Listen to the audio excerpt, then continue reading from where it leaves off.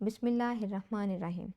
आज की इस छोटी सी वीडियो में हम एक बहुत ही इंटरेस्टिंग इंटेग्रल को सॉल्व करने वाले हैं, क्योंकि हम इस डेफिनेट इंटेग्रल को सिंगल वेरिएबल कैलकुलस में सॉल्व नहीं कर सकते हैं और इंटीग्रेशन की बेसिक टेक्निक्स भी हमें हेल्प आउट नहीं करती हैं कि हम इसे सॉल्व कर सकें।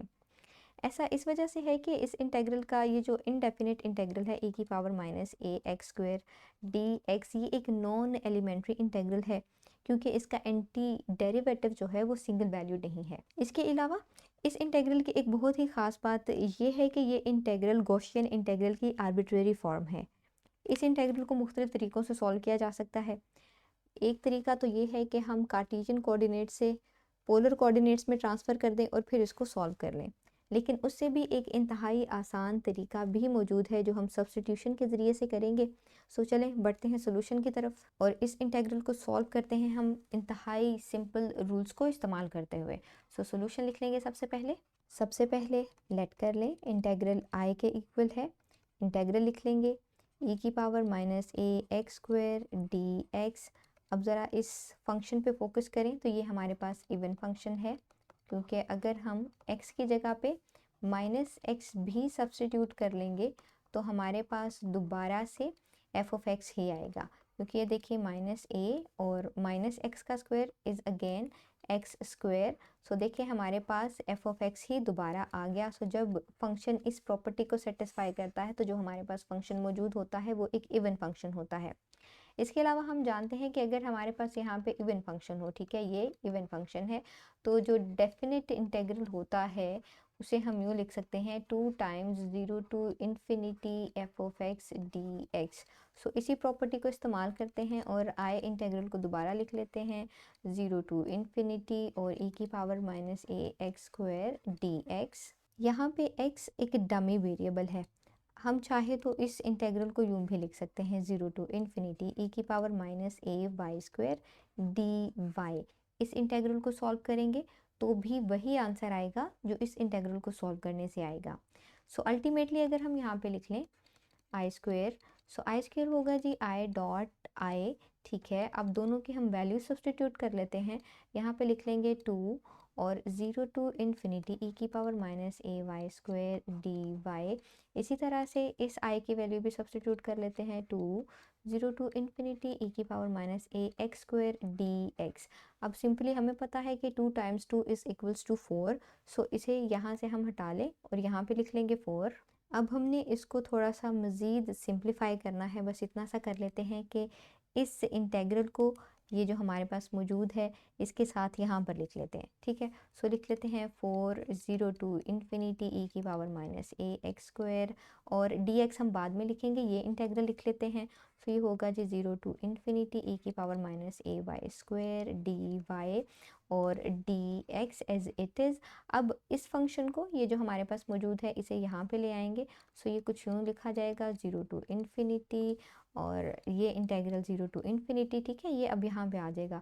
सो अगेन e की power minus a x square और डॉट e की power minus a y square और फिर d y d x. Exponential functions जो हैं ये मल्टीप्लाई हो रहे हैं तो इनकी पावर z हो जाएंगी, माइनस ए वाई स्क्वायर आ जाएगा और ये इंटेग्रल भी यहाँ पे लिख लेते हैं 0 to infinity d y and d x. ठीक हो गया। मज़ीद सिंप्लीफिकेशंस कर लेंगे। माइनस ए कॉमन आ रहा है, माइनस ए कॉमन ले लेंगे। So 4 0 to infinity minus a common ले लेंगे तो बचेगा x square plus y square और डी एक्स डी वाई भी लिख लेते हैं d y and 0 to infinity. अब आप चाहें तो यहाँ से पोलर कोऑर्डिनेट्स को भी इस्तेमाल कर सकते हैं। x is equals to r cos theta and y is equals to r sine theta. फिर सब्स्टिट्यूशंस होंगी, डी वाई डी एक्स को कैलकुलेट किया जाएगा, r और समथिंग इस तरह की कैलकुलेशंस होंगी, वैल्यूएशन हो जाएगी, but that's a bit lengthy and tricky as well.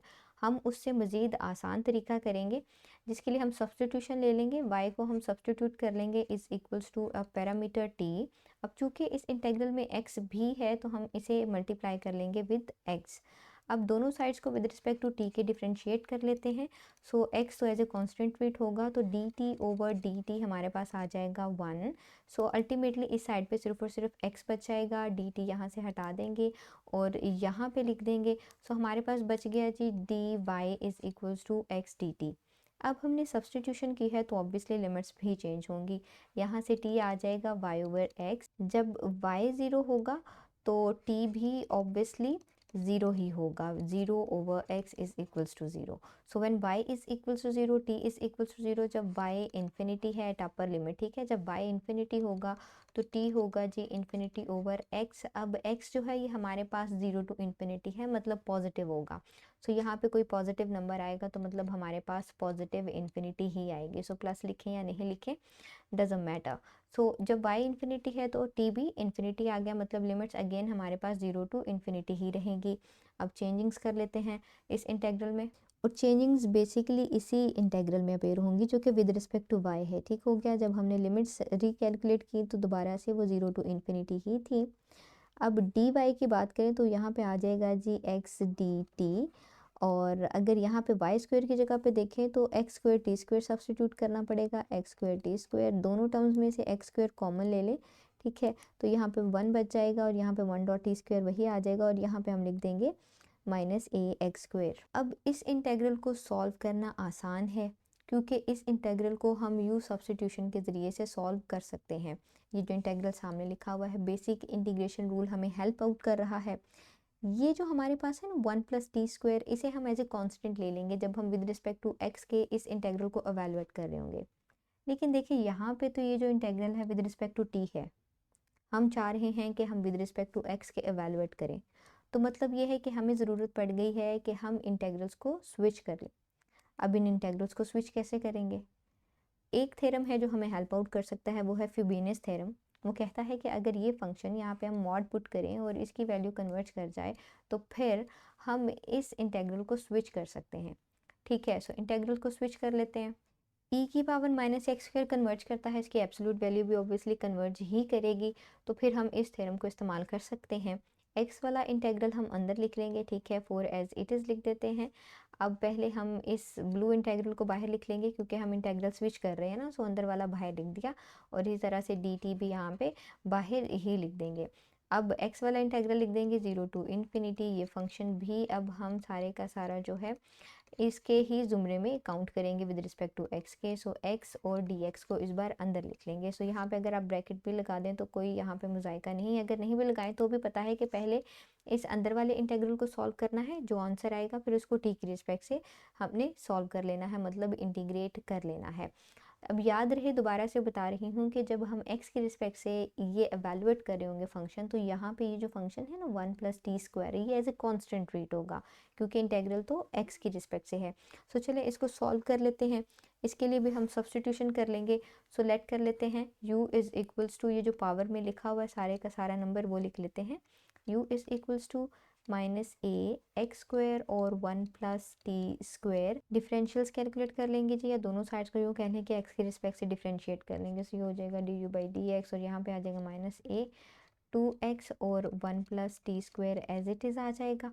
अब dx को इस तरफ ले आए तो ये हो जाएगा -2ax dx, और ये टर्म जो है 1 plus T square as it is आ जाएगी। हमें सिर्फ और सिर्फ x dx की वैल्यू चाहिए, तो बाकी सारी टर्म इधर ले आएंगे। सो माइनस भी यहाँ पे आ जाएगा 2a, ये मल्टीप्लाई हो रहा है डिनोमिनेटर में, और ये भी आ जाएगा 1 प्लस टी स्क्वायर और d u as it is, और इस तरफ हम सिर्फ रखेंगे x dx क्योंकि यहाँ पे हमारे पास सिर्फ और सिर्फ x dx मौजूद है। अब लिमिट्स भी कैलकुलेट कर लेते हैं, lower limit and upper limit. जब x 0 था, ठीक है, तो u भी 0 ही आएगा क्योंकि यहाँ पे 0 पुट करेंगे x की जगह पे, ये साइड 0 हो जाएगी। फिर जब x इन्फिनिटी होगा तो u जो है नेगेटिव इन्फिनिटी होगा। किस तरह से?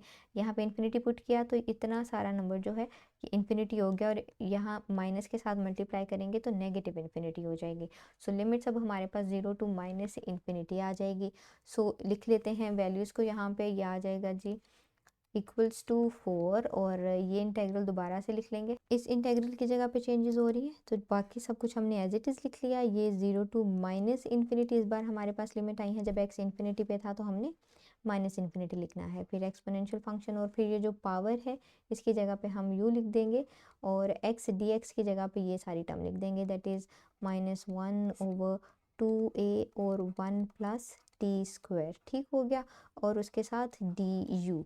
अब हम इसको एवेलुएट कर लेंगे और एवेलुएशन इंतहाई आसान हो गई है हमारे पास, क्योंकि इसे हम यूँ भी लिख सकते हैं 0 टू इन्फिनिटी, और ये जो सारे के सारी टर्म है 1/2a, क्योंकि ये t पे डिपेंड कर रही है ना, सो ये u की रिस्पेक्ट से तो है नहीं, तो हम इसे इस इंटेग्रल में लिखें ना लिखें फ़र्क नहीं पड़ता। सो du एंड dt ठीक हो गया।